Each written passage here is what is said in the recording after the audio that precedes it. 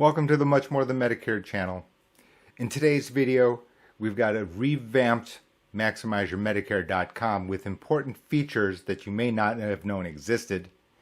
In addition to that, we've got my comments about the upcoming deadline to health insurance marketplace applications. We also have my comments on the public option. And finally, we have a special beginner's corner for people on Medicare, which is the 5 important ideas that you must have even before learning anything about how Medicare works. All of that coming up next.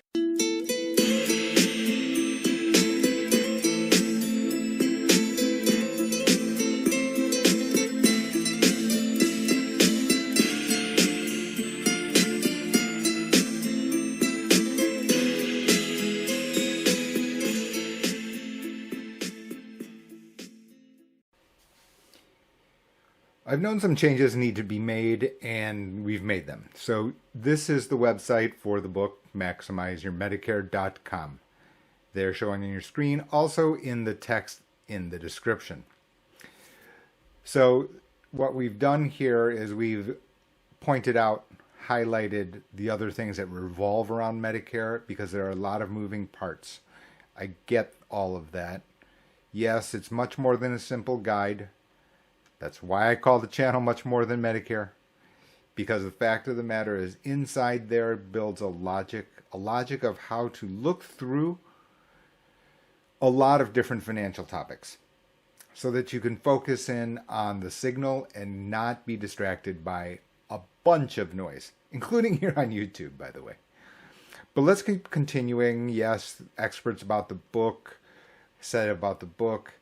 These aren't your everyday readers. I grant that, whether that be journalists from retirement journalists or elder law attorneys, where I've spoken in front of lawyers.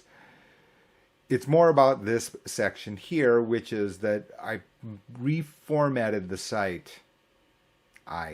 We reformatted the site so to be much more than that. There are a lot of other locations. Yes, there's this YouTube that you're seeing now. There's also podcasts.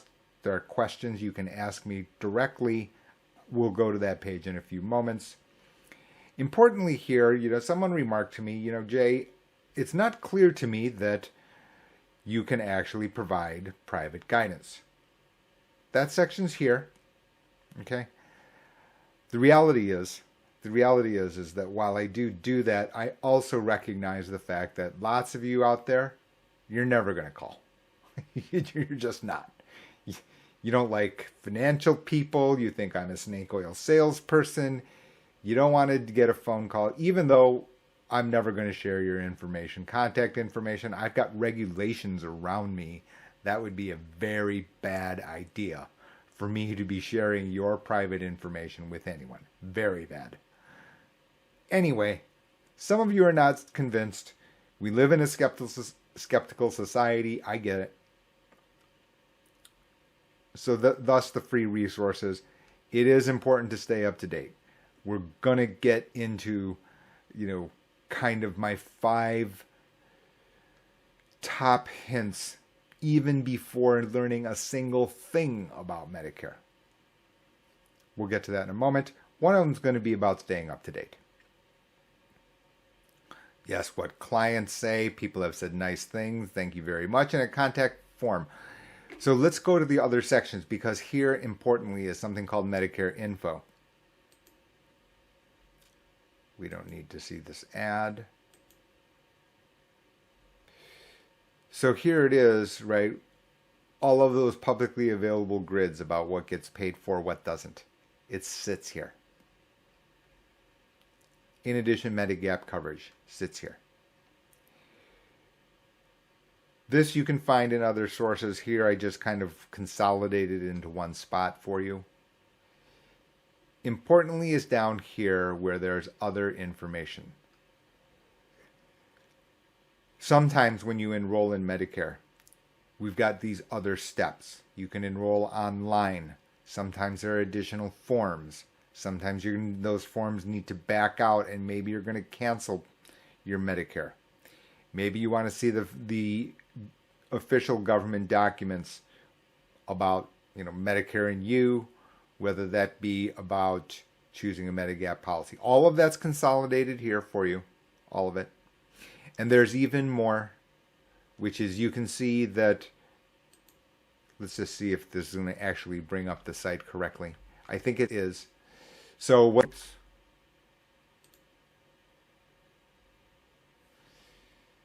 you can actually get quotes on Part D as well as Medicare Advantage in your area, right? You can get your quotes here. In addition to that, you can actually get Medigap quotes here.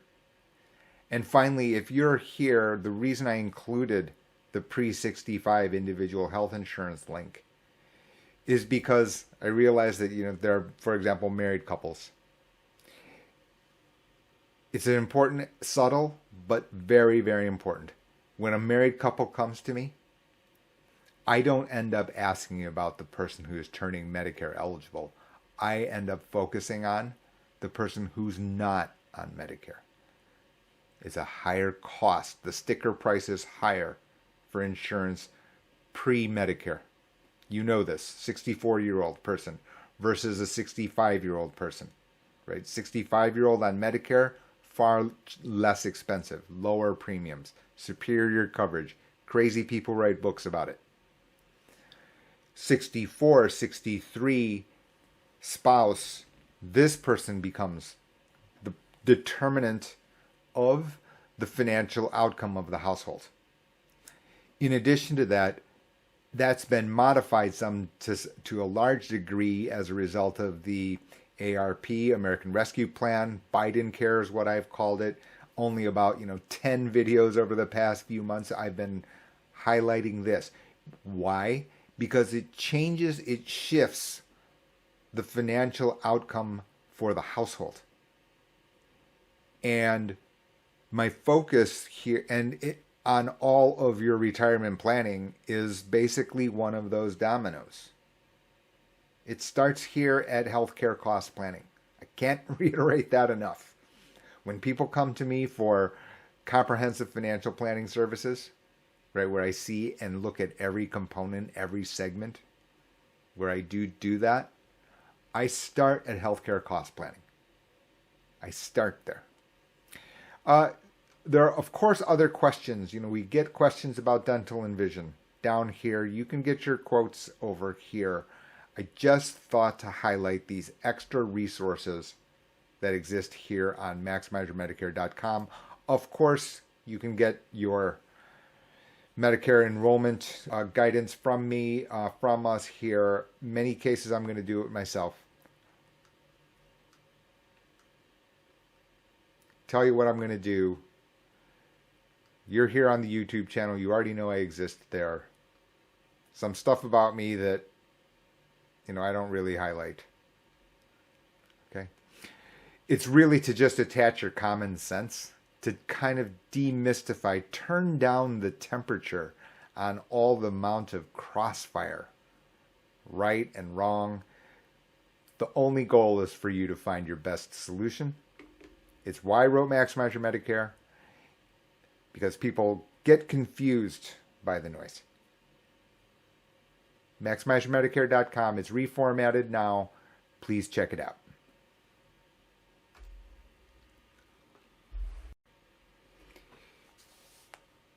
A couple quick updates about certain things that have crossed over the news, and just to keep you up to date on current events. The American Rescue Plan, which is COVID relief, one of the COVID relief acts, it has allowed for this open enrollment, this special enrollment period, for those persons who are not yet Medicare eligible. That deadline is August 15. There it is, August 15. That leaves 2 months pretty much from today. That 2 months will go by quickly. You can look at the other videos, many other videos that I've posted, right? How important it is, how big the savings can be. Unfortunately, as you could have seen from prior videos, It looks like lots of numbers of people who are adopting this, but as is not as expected, most people either don't know or they're not checking even if they have existing health insurance.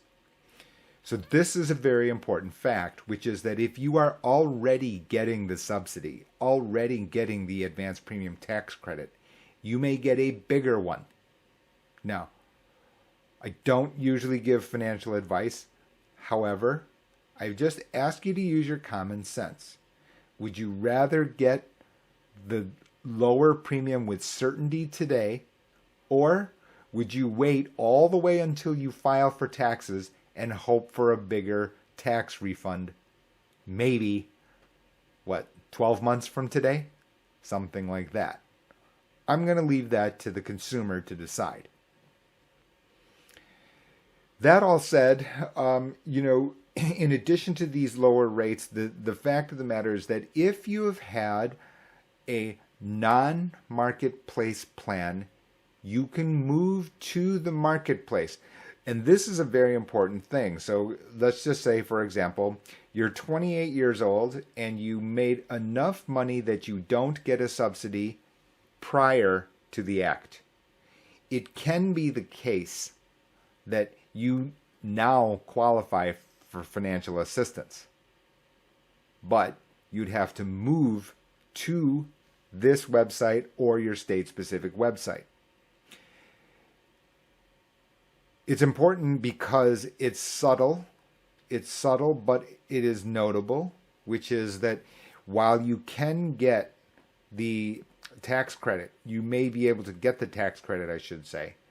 What's not clear is whether or not the money that you've already spent for healthcare services, let's say you've spent $500 for healthcare services towards your deductible.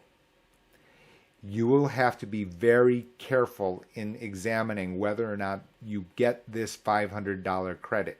I'm going to tell you now that if you move from Carrier 1 to Carrier 2, it's very unlikely, if impossible.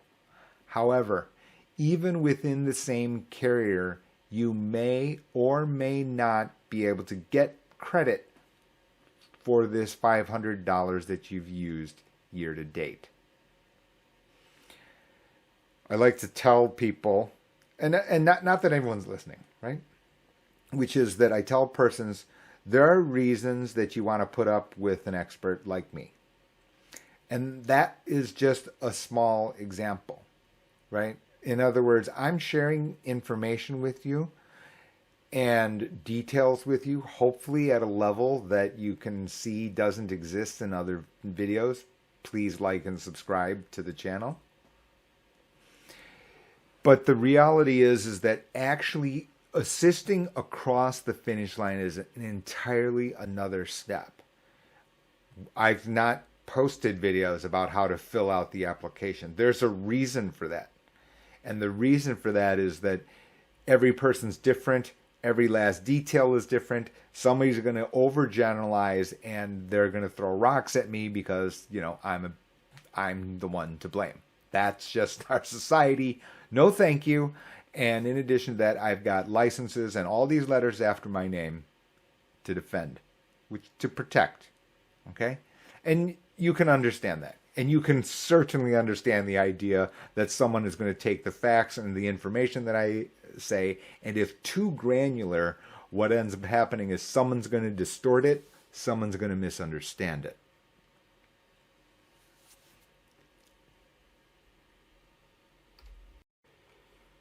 So many people who have followed the channel over these years, you know that I am not a political person. I won't enter into a political debate. I try to keep away from political views, etc., for the purposes of this channel.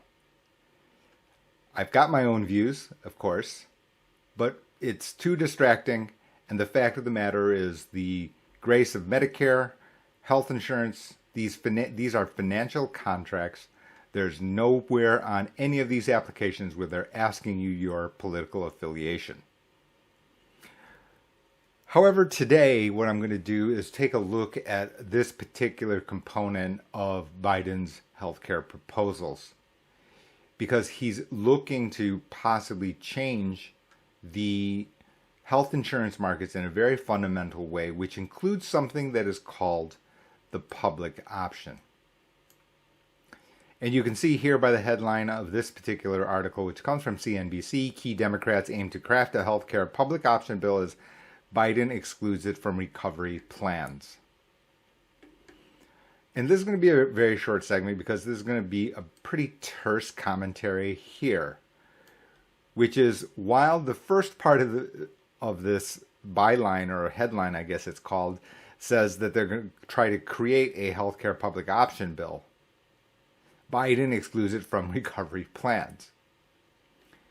The fact of the matter is the following, is that the public option, the way it would work, possibly work, is that for the people who are uninsured, yet another backup option, which is not Medicaid. Okay, so people who are below a particular income level as well as asset level, as determined by your state, they can qualify for Medicaid. That exists.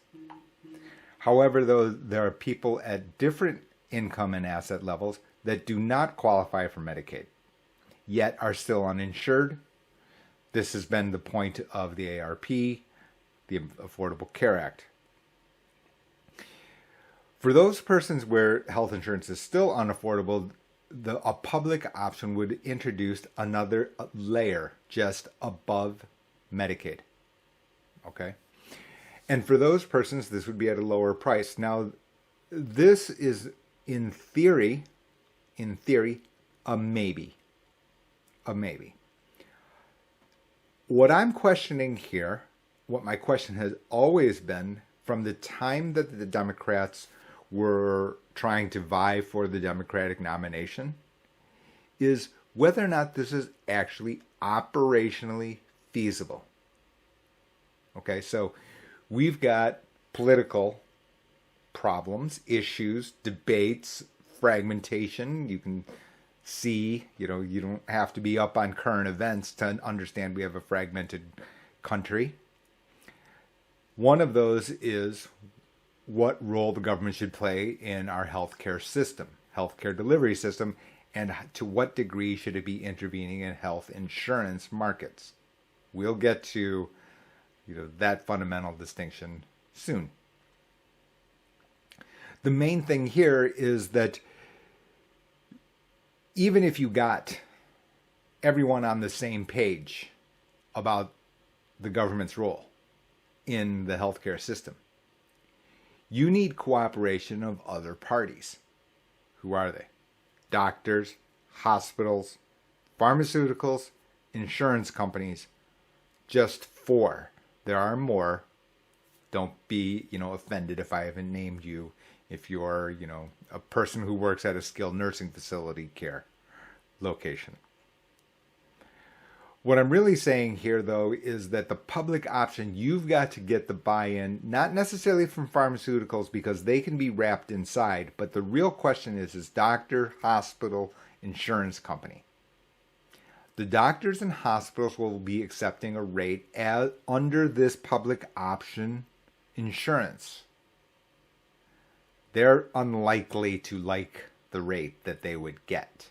Why? Because the premiums would be much lower, which means the money's in there to pay for healthcare services would be therefore lower.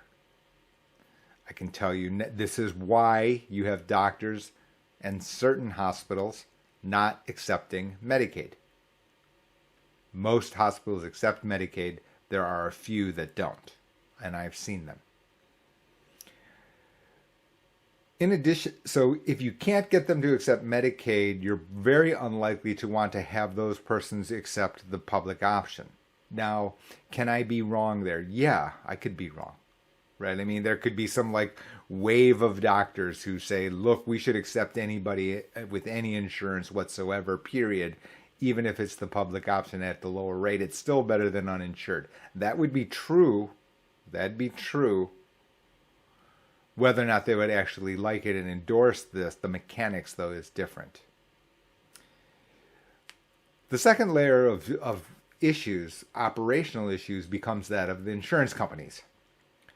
Because what isn't here, what I've not seen in print not yet, is who's actually going to run the public option? Who's actually going to be the one who counts the money and just creates these agreements with doctors and hospitals? This is all going on in the background, maybe unbeknownst to you. Maybe you don't know this is what's happening, but this is actually what you're doing, right? Which is that you're paying a premium for a particular health insurance plan, and then that health insurance plan then goes and negotiates the payment rates for your MRI, your X-ray, your blood test, your hospital stay, etc., etc. They're negotiating that separately, one by one. So now all of a sudden, let's say you're in the state of Arkansas, and now you have a public option in Arkansas. Who's actually going to go and have this conversation with all of the different doctors and hospitals throughout the state? The government? The government doesn't have that mechanism. It doesn't. So the fact of the matter is that too many details are too blurry here for me to suggest that the public option is operationally possible. So for now, until I see actual facts, details about how this would be administered, and I did actually mention a possible path in a prior podcast, which was the audio only version, which you can get on Spotify or Apple Podcasts, of a possible way. But that's not been out in print. So for now, while this idea of public option will sit out here in the public debate, I'd probably call it improbable. I thought what we would do is start with the beginner's corner here. What you're seeing is a slide from Medicare ABCs, which is the name of the presentation that I give in public. I'll be giving it to the State Bar of Michigan. I've given it to senior groups around the country. OLLI, which is Osher Lifelong Learning Institute, over something like 200 chapters around the country. I've probably presented at 10% of them. But anyway, back to this idea about why I wrote Maximize Your Medicare, as well as why there's this channel and all the videos and the ongoing set of videos that aren't specifically about Medicare, my book, health insurance, because the reality is those are just simple examples of larger ideas. Let's get into what these ideas are. Number one, if I could repeat it as a message for the channel, I could almost rename the channel this way. Health insurance is not healthcare. Health insurance is not healthcare. Health insurance is a financial contract. End of story. Right? There's a cost. There are benefits. There, in between the cost and benefits, are a bunch of different terms and conditions. Those are laid down in writing, right? Just like any other contract. You sign a service contract with a plumber. There are terms and conditions on when the plumber is to perform and at what price. In the same way, that's the way that health insurance works. Health care is a different topic entirely, right? This is what your doctor recommends to you. Yes, Jack Daniels before 7 a.m., probably not a good idea from a healthcare perspective. Okay, these are two different items. You would not believe the number of times you mix them up. And from here, the ripple effects of the problems that are created start. I don't understand health insurance. Who do I ask? I asked my doctor. I tell people that's kind of like asking your auto mechanic whether or not Tesla stock is a buy. They're related because they kind of have auto, Tesla Auto Company. Nevertheless, the expertise required to opine, to give you counsel, to give you guidance is really, really fundamentally different. When it comes to Medicare, when it comes to financial applying for anything, delaying any step can harm you.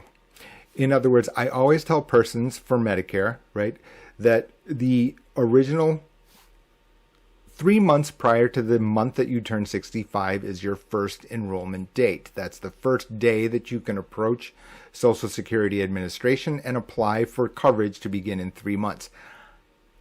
For our longstanding clients, they get an email from us on that exact first of that month. Not the second, not the third, the first.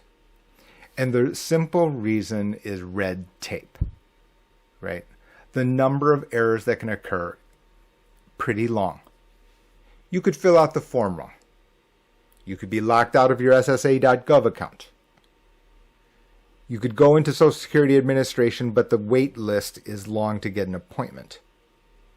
The person at SSA is having a bad day, tells you a wrong fact. When you send in your application for Medicare, Medicare Advantage, Medigap, they may ask for additional documentation. 3 months can disintegrate quickly. That's my point. You're not getting more benefits, right? You're not getting a lower price as a result of delaying until the very last moment. The third one is the one that I've been spending a fair amount of time in the national media about, which is to say that silos are obsolete. It's unfortunate in my profession. Basically what ends up happening is that consumers believe that, okay, I've got a stock guy, I've got an insurance guy, right? The issue here is these are all under the greater umbrella of financial topics, of which there are many, many variations, right? Yes, there are financial markets. There's annuity, there's insurance, there are taxes, there's estate planning, for example, in someone's financial plan. And those are just, the highlights. In the details, however, is when you're trying to keep these topics separate, certain topics cross over these two silos, and one is taxes. This is a very, very important aspect because at this point, under either the ACA, the Affordable Care Act, or under Medicare, there's a tax implication to the premiums that you would pay. So as a result, if you're looking at IRMA, which is the Medicare income adjustment for premiums, if you look at the Affordable Care Act, where the APTC is also affected by your taxable income, that too frequently, somebody in your other silo, let's just call that stockbroker, isn't aware of these sensitivities. When this happens, the entire formulation of what's inside of your portfolio and how you get taxed on the cash flows of that portfolio, whether that be capital gains, whether it be dividends, interest, whether that be year-end distributions, that affects your taxable income, which can cross the silo from this silo over to the next one and affect your premium. And what can end up happening is, yes, you've made some savings over here just to give it all back plus over here. The reality is, as a person who has dealt at the highest level of financial markets on 3 continents, is the following, which is that I can find the mimicking portfolio over here without the implications over here if I simply understand the rules correctly. So basically what I'm telling you here is that these silos that you may have believed are different topics and should be handled separately might not be. The fourth point here is about Medicare rules as a whole. So I've written a book about called Maximize Your Medicare.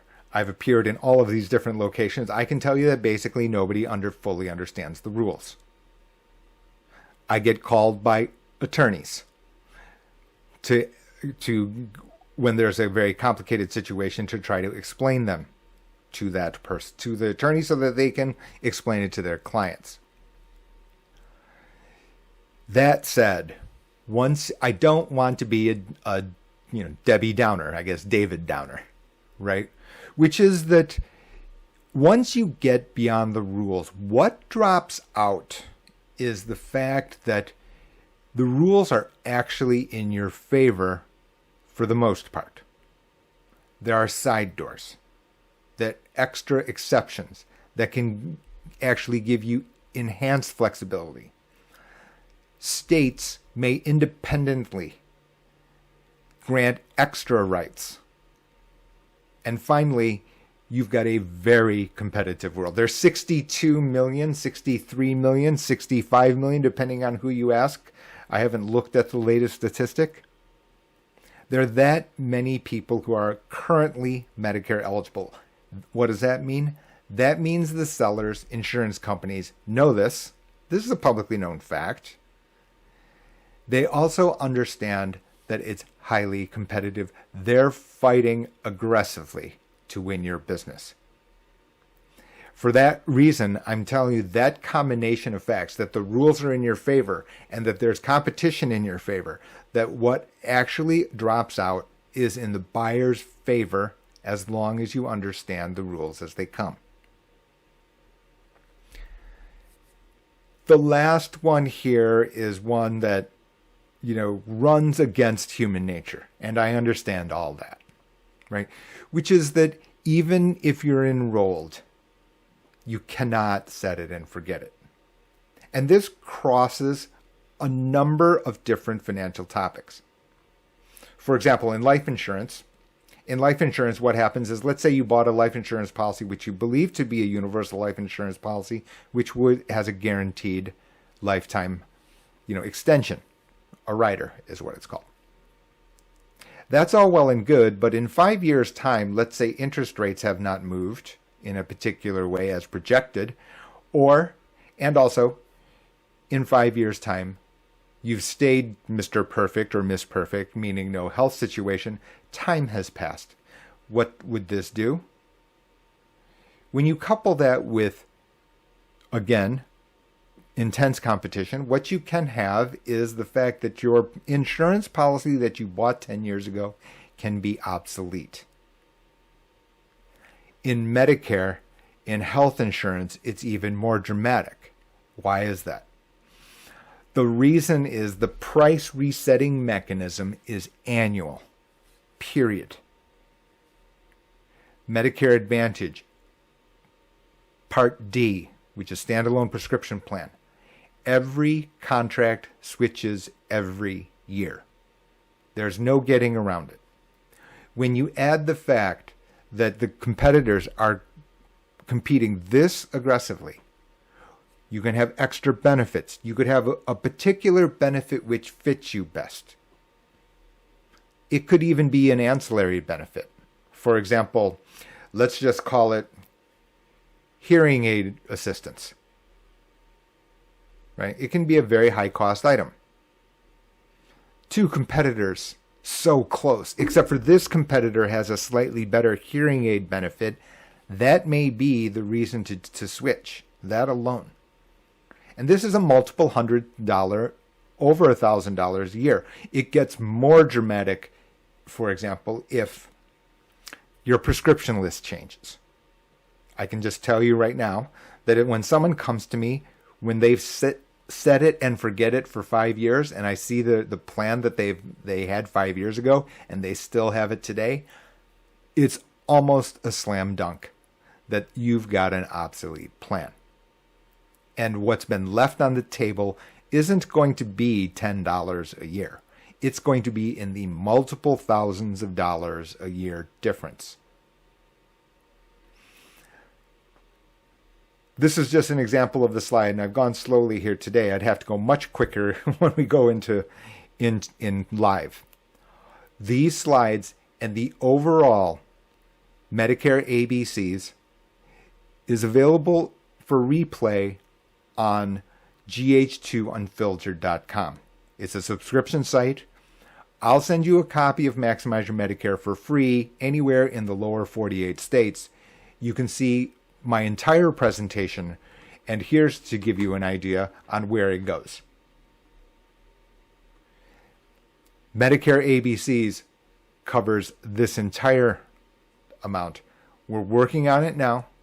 We're going to be recording and posting it up only for access to GH2 unfiltered subscribers. Take a look.